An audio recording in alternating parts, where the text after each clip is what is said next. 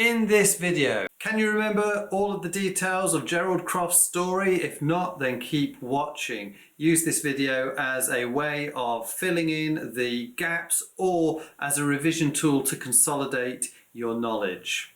If you find this video content useful, then like, subscribe and ring the bell to receive further notifications for future video releases. A quick recap then. In the second half of Act 1, Sheila told her story about Eva Smith. As the act came to an end, it was revealed that Gerald had also been mixed up in Eva's life, having had an affair with her when she was known as Daisy Renton. So as Act 2 starts, Gerald is still dealing with the fallout from this. He's keen that Sheila leave the room, and he suggests that this is because he doesn't want her to go through any more trauma. However, when she refuses, he accuses her of wanting to see, in his own words, somebody else put through it. The inspector observes that Sheila needs to hear more in order to know that the girl's death isn't entirely her fault. Mrs. Birling enters and speaks to the inspector with a self-assurance that Sheila warns her is foolish. Mrs. Birling expresses that she doesn't understand how the inspector has had such a big impact on the younger members of the household.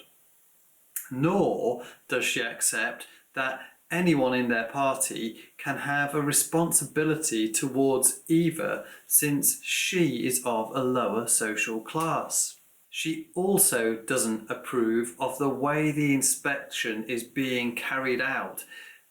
As her husband did before her, she mentions Birling's influential position as Lord Mayor of Bromley, but Gerald advises her that this information is meaningless to the inspector. Mr. Birling is at this moment offstage talking to an overexcitable Eric.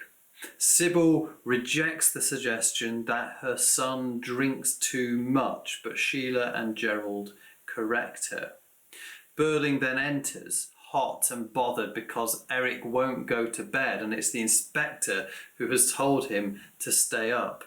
Mr. and Mrs. Birling can't understand why the inspector needs to speak to anyone else, but he tells them to wait and see. He continues the story of the girl by interrogating Gerald about Daisy Renton. Gerald tries again to deny that he knows the victim and also to remove Sheila from the situation, but it's of no use. He reveals that he was at the Palace Theatre bar when he noticed a girl who looked out of place and who was being harassed by Alderman Joe Meggerty, an important man in the area. Sybil is taken aback to learn that Alderman Meggerty is not only a womanizer and a drunkard, but that he's also notorious for those things. Fortunately for the girl, Gerald intervened and managed to get her to a quieter place where they could talk. Although she doesn't tell Gerald much about her personal life, we do learn that she was originally from somewhere outside of Bromley and that she is living in extreme poverty, struggling even to get enough food to eat. Gerald has a friend with an empty house, so he puts her up there, but points out that he didn't ask for anything in return.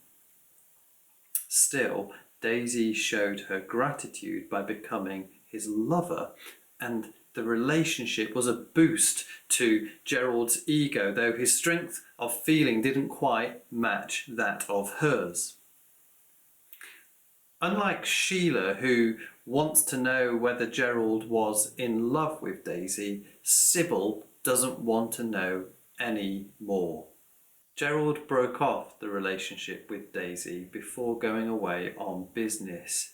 Both knew it couldn't last, and Daisy took the separation better than expected. She left the room that Gerald had managed to find for her, and Gerald gifted her with enough money to see her through a few months. She refused to say what she intended to do next, but the inspector reveals from her diary that she went to the coast for 2 months to reflect on a time that had been better than any she'd previously known. At this point, Gerald excuses himself on the basis that he's more upset than he probably appears. Before he goes, Sheila hands him back the engagement ring, despite Birling's protestations, telling him that she doesn't dislike him as she did half an hour ago, but they're not the same people as they were at the start of the evening. This takes us to roughly midway through Act 2. Find my other video for Act 2 also on the Beyond YouTube channel and find out or remind yourself of Mrs. Birling's story.